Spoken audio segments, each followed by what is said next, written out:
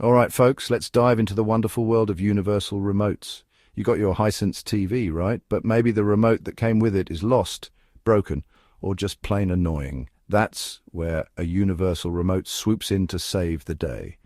First things first, you need to gather your gear. You've got your Hisense TV, hopefully. That's a no-brainer. Then, grab your universal remote, the star of the show. Make sure it's got fresh batteries. We don't need any power struggles here. Finally, you might need your TV's user manual. Not the most exciting read, I know, but sometimes it holds the key, or in this case, the code, to success. Guard everything.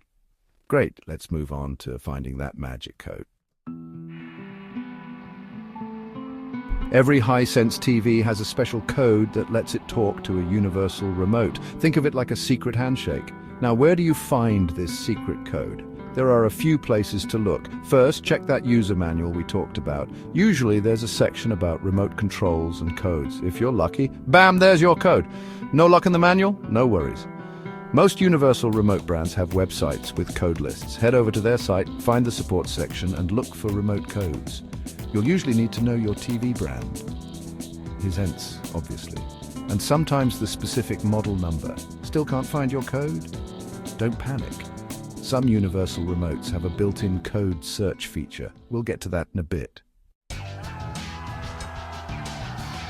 Now for the fun part, teaching your universal remote how to control your Hisense TV.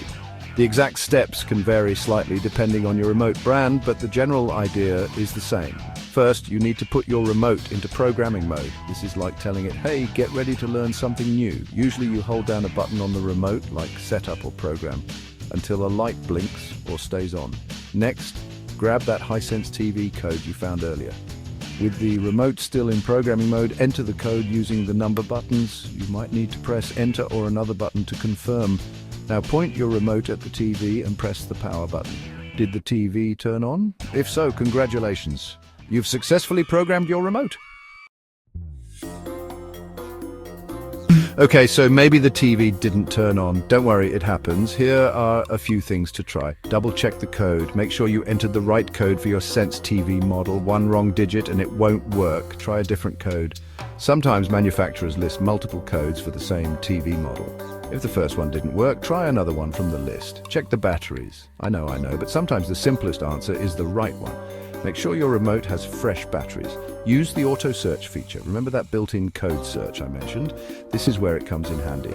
Check your remote's manual for instructions on how to use it. Programming a universal remote can be a bit finicky, but with a little patience and these troubleshooting tips, you'll be flipping through channels like a pro in no time.